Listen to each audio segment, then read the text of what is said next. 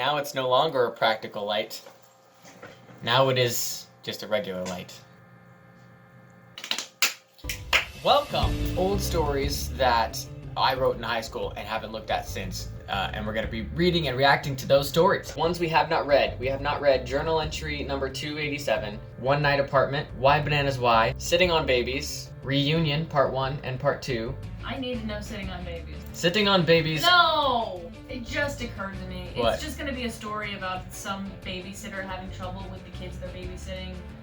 You can change it. The actual title when you open up the document is The Haunted Birthday. Oh, that story is so lame. Yeah. So you can choose to change it, or we can read the lame one and make fun of it. Yeah, okay, actually that might be pretty good to make fun. Okay. The Haunted Birthday. It was 3 weeks into the summer, and being a 17-year-old boy who is completely broke, I needed a job. Here's the first person again. This is classic tell not show right here. I'm a 17-year-old boy. I need a job. I had been looking for one. I had been looking for one. One job only. One job. You can't even phrase your jokes. I love whatever font I chose, this really weird font. It puts the periods like halfway up the word. I had been looking for one since just before school got out, but to no avail. Apparently, I didn't start looking soon enough in my relatively small town because I slowly became aware that no one was hiring, yet all my friends had jobs this summer. I had been keeping an eye out in the papers, but out of all that was left, the only thing I was qualified to do was babysitting. Really? Babysitting? Who in their right mind would want to take care of someone else's bratty, loud, obnoxious, snotty-nosed kids? But I was desperate and I needed the cash. So I called up some of the numbers and secured 2 families as my start in babysitting. You really shouldn't be British. No. The good news is that both families would need my help all summer. The bad news is that both families would need my help all summer. That's a very you thing to say. Very me sentence. And what a summer it would turn out to be. The schedule was tight, almost overlapping, but thankfully the 2 families lived just down the street from each other. On Tuesdays and Fridays I had to watch the Wickham twins. Wickham. I think it's Wickham. It's Wickham, but it's spelled like Wickham. Okay, maybe we are British. Watch the Wickham twins from 3 p.m. to 5 p.m. This was because the job schedule of their parents overlapped at that time.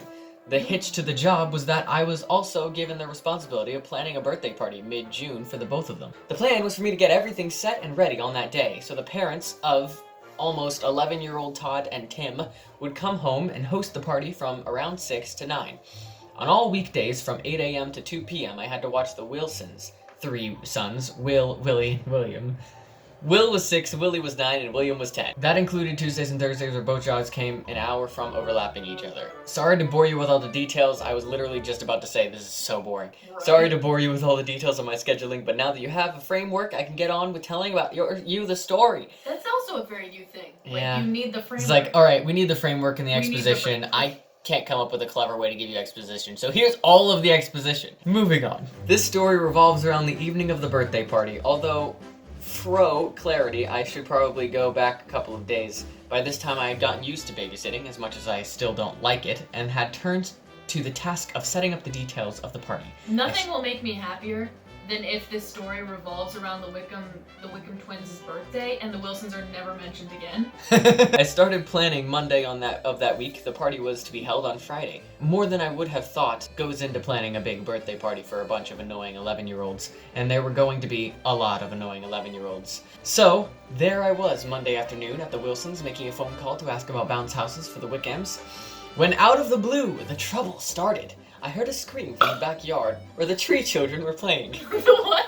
He just invites a bunch of nymphs to his birthday party. I'm sure it's meant to be 3. It may make the story way more entertaining if we imagine they are now tree children. The Not Williamses. even kidding. When you said tree children, my mind immediately thought they must be playing in a tree, and Sam just forgot to mention they were playing in a tree. Poetic. And out of the blue, the trouble started. I heard a scream from the backyard where the tree children were playing. From the kitchen window, I could see Willie and William fighting, and Will on the ground crying. And it looked like bleeding, too. I quickly rushed outside and separated the eldest boys, demanding to know what happened. I'm pretty good at dividing my mind, but when it comes to 2 children telling a story very loudly at the same time, I just can't get anything. Did I give this guy a name? Oh, that's true, you didn't do that. Quiet! Wait, okay. What's his voice? It's like barely prepubescent. So the same as Jonathan? No. Like, he's just hit puberty. Quiet! I screamed over them. That's not what I was envisioning. No, I was envisioning when a character in a TV show hits puberty and their voice goes from this to this. Like, Oh, okay. Now, William, calmly tell me what happened. Why doesn't he get to... Wait, I'll be the kid. Why does he get to go first? Protested Willie. Because he's older, I stated, raising my eyebrows to try and show what authority I hoped they thought I had. You'll get your turn in a second. That's a perfect voice. Willie seemed to be about to protest, then shut his mouth and made a pouting face. The blood was indeed blood, but oddly enough, it was coming from William and he didn't seem to mind, so I ignored it for the moment. Will finally stopped crying as William started to tell his story with occasional angry glances at Willie. I'm already confused with these characters, these kids. Who are these? Because it wasn't appreciated enough last time. Well, we got shipwrecked and had to swim for shore. Once we made it on the island, we had to duel to the death for the go. As he said duel, he gestured to two sticks they had presumably used as swords. I called timeouts because Will wanted to play, and I told him he was too little. Which one is this? This is William. I didn't denote who's talking, so I'm very confused. I'm not too little! Willie suddenly exclaimed, and That's then Will. he started. Will suddenly exclaimed. And This then... is horrifying. And while I was trying to make Will happy again, Willie got a cheap shot on me, and I hit him right in the arm. Right here. Right there on the arm. Turning so I could see the scratch, which had stopped bleeding. Wait a minute. Oh, I said I hit him right on the arm. And he hit me right. He hit me. Willie, who had been very good in staying quiet, now burst with rage. You said to the death and you hit me in the head. No, I did not, you wimp. I wanna play! Cried Will. And then there was nothing but screaming. My ears hurt from the noise. Willie didn't appear to be hurt. William didn't appear to be hurt bad, and no one was paying attention to me anymore, so I went back inside and started making lunch. Boys will be boys, is what everyone says, so I left it be for now, content in letting them come to an agreement themselves. Of course, I watched them from the window in case they picked up the sticks again, but after the screaming stopped, they started playing what could be described as cowboys versus robbers. Cowboys versus robbers? In the end, boys will be boys, but eventually, if they let each other live that long, they will become men, and hopefully they won't use sticks to solve issues. Some sort of moral content I was trying to inject into the story. Eventually, though, I did have to take care of that cut. I couldn't help but get just a little bit of morbid pleasure out of applying the disinfectant to William's arm. Don't worry, I made sure it stung as much as possible before using a band-aid. But back to the party! All three Wilson boys have been invited, along with 30 other kids. So can we establish that this 16-year-old kid is getting paid like minimum wage to completely plan and host a party for 30 children? Thankfully, only 20 of them planned to show up, so it's fine. I don't know how the Wickhams thought I would manage that many loud and crazy kids, but it was a job, and it was the only one I could find. So I finished up the last of the plans and brought the last of the stuff. Friday morning, the day of, I got up early so I could make the cake before I had to go to the Wilsons at 8. This was a massive cake. It was supposed to be an 11-layer cake, obviously, because they were turning 11. I say obviously, but I made a fool of myself when I asked if I could just make it 2 layers. The look I got in return told me Mr. Wickham was probably as desperate for a babysitter as I was for a job, and was only putting up with me. I feel like this story might have made at least a little bit more sense if instead of a babysitter, he was just a party planner. Yeah. This is so much work. So I made 11 layers Thursday night and put them all together early Friday morning. It was beautiful. It was also super large, and I hadn't thought about where to store it. I didn't want to leave it out in the open anywhere, but it couldn't fit in any kind of container or my freezer, so I had no choice but to take it to the Wilsons because I knew they had a very large freezer I could use for the day, and still thaw it in time for the party. It was a perfect plan. Unfortunately, something got in the way. ... Something that, despite how being a part of my everyday life, I still loathed with all of my being. Children. To be honest, I was actually starting to think the Tree Boys were alright. But of course, it was never a good idea to put your guard down when dealing with kids. Oh, those kids. You just really didn't like kids at this point. I still don't like kids. They're a necessary step in the development of adults. I don't think so. I think you can skip it. I transported the cake into the freezer on a card table that had wheels. To make a long story short, halfway through the day, the Williams childrens decided to play hide and seek. Incidentally, one of my least favorite kids games because the I don't know where the children are factor. And in some unthinkable lapse of simple judgment, Willie decided to hide in the freezer. ... In the freezer! Thankfully, he didn't get locked in there, but he did manage to somehow upset the cake and topple the entire thing over. pretty much destroying everything beautiful about it. Shiv him in the neck. Shiv him in the neck.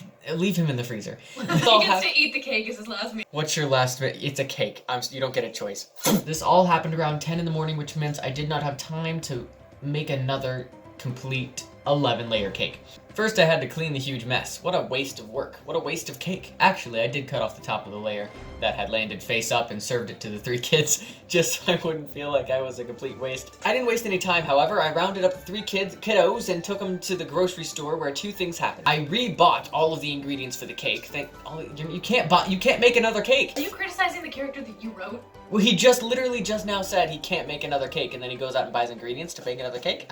So I realized how hard it is to shop with 3 kids, further solidifying my want to never have kids of my own. Once we got back at around noon, I was able to make use of their large oven to actually get done baking twice as fast as the first time, because some ovens just bake faster. So I had 3 hours to ice the cake and prepare for the longest 3 hours of my life, or at least my summer. I should probably explain that the twins chose a rather odd theme, or at least I thought so. It was a Halloween theme. I was literally about to say, it's named The Haunted Birthday Party. What theme are they going to choose? And we have not even gotten to any haunting yet. Or birthdays. Or birthdays. Well, it's an 8-page story and we're on page 4. Enough about that. Let's finally get to this party. Yes, please, halfway through the story. I must say, I was a bit excited to see how it was all going to turn out. Or possibly I was just excited it was all going to be over soon.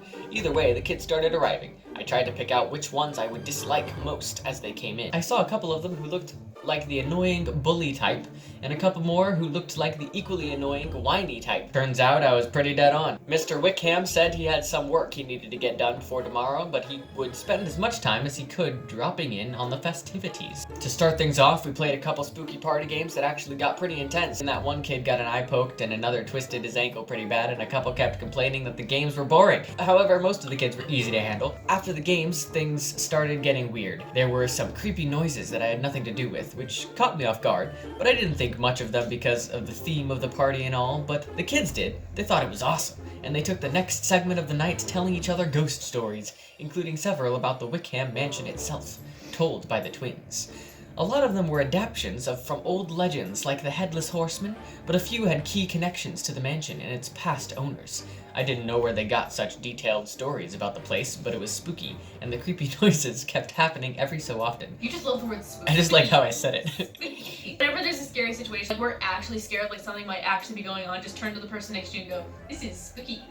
Dude, this is really spooky. I still don't know what it was or where it was coming from. I finally decided it was time to stop the ghost stories and watch the short film. The short film? So I sat them all down in the large TV room and managed to get them still enough to watch. They were already pretty high-strung with the combination of the stories, the noises, and the dim lights, but this particular short film made it worse. I wondered if the parents knew how weird a party this was turning out to be. And it only got weirder. Just after the film ended, it was time for cake! The moment of truth as I pulled the cart out of the pantry and watched as within 5 minutes, all 11 layers were almost completely consumed by 20 greedy, jumpy, chubby children. The hours of labor gone in minutes. But I didn't have the time to feel down for too long because just as they finished up, the lights went out unexpectedly. The kids, who were already really freaked out by film, were now screaming and running mad in the darkness. I could only imagine the mess they were making from the havoc they were causing. And unlike a normal responsible babysitter who should have been trying everything to get them to calm down, I was sitting back in a corner where I felt safe from the disaster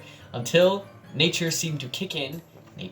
And the children calmed down on their own. They had all migrated to the living area, so organized for children. And hearing much less noise, I crept carefully over to that room. After another 10 minutes of roll call, using my amazing good memory of all the children's names, I discovered that amazingly, none were missing or even hurt badly. By this time, Mr. and Mrs. Wickham had made it to where we are from the opposite side of the mansion, and were now inquiring about what happened. I told them it must have been a power outage due to the storm.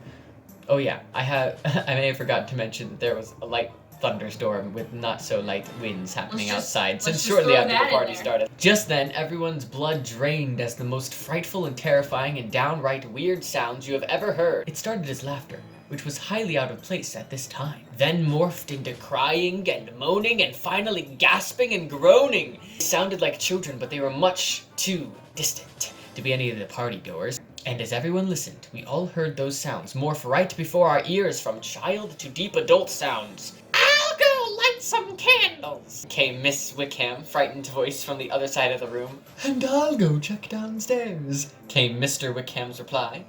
And with that, they Was both he left young? the room. As if at that moment, one of the ghost stories would have... As if at any moment, one of the ghost stories would come true. That's the end of the sentence. And sure enough, within minutes, something did happen. You're breathing on my face. It started with the sound again. This time, the closest sound they had ever heard. No sound was ever closer to that. There was no sound ever in the existence that was closer than right here. But just as it was fading again, it came back as a high-pitched scream, and half the candles were blown out by the window.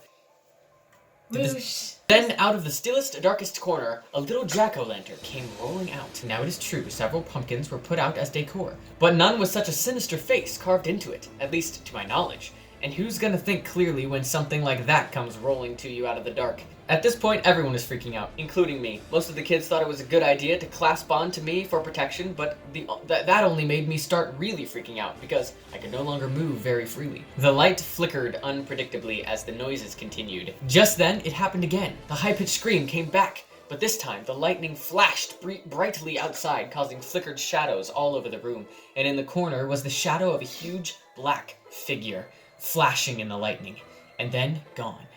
This was too much. Spelled with one O. All the kids lost it and went flying down the stairs, which were not lit by anything except the flashes of lightning outside. I was supposed to be the protecting babysitter, but I was just as frightened as I followed down the stairs and shared their utter terror when they discovered the front door locked. At this point, they could go three places: the kitchen to the left, the den to the right, or back up the stairs. And it seems as though the group was split in perfect thirds for that decision. I chose the kitchen and Miss Wickham chose the den. Finally, feeling cornered at the end of the kitchen with nowhere else to go, my group and I pushed and shoved into the big but not big enough pantry, where the floor beneath our feet was promptly dropped out from under us and we went sliding down to the basement. This was completely unexpected and served to stun my whole group into total silence and stillness. We couldn't hear any more odd noises, but we heard quite a bit of footsteps from the floor above. Eventually, we moved slowly and found our way to the door of the basement, which was unlocked and open for us to come back upstairs. We were just pondering whether we actually wanted to go back up there when the doorbell rang. This was directly followed by the lights coming back on and the front door being opened and the sound of Mr. Wickham's voice welcoming the first of our arriving parents as if nothing had happened. We found at the front door all of Mrs. Wickham's group of kids along with most of the third group. The kids... we lost a couple on the way, but it's okay. The kids looked very much confused, as I did, but Mr. and Mrs. Wickham only turned to Tim and Todd and with calm yet knowing expressions simply said, "Happy birthday!" Oh, I guess I gotta do both of the voices. Happy birthday! And so, that's my story of the not haunted birthday party. Apparently, I had been duped along with all the party goers into thinking that the lights, noises, and shadows were all real, when in fact, they were all manufactured by Mr. and Mrs. Wickham, who have way too much time and way too much money, because Tim and Todd had mentioned they had always wanted to be in a haunted house. Both parents had been there along with two other adults hidden around the house really well, and was helping to keep the children safe even while they ran blindly around the house. But somehow didn't help them when playing the party games. And we lost apparently two of them a few kids are upstairs. I must admit, it was really well executed. All I know is, I am never going to babysit again. The end. What a weird story. I remembered more of the story than I remembered of the other ones we've read, so I wasn't as surprised at any of it.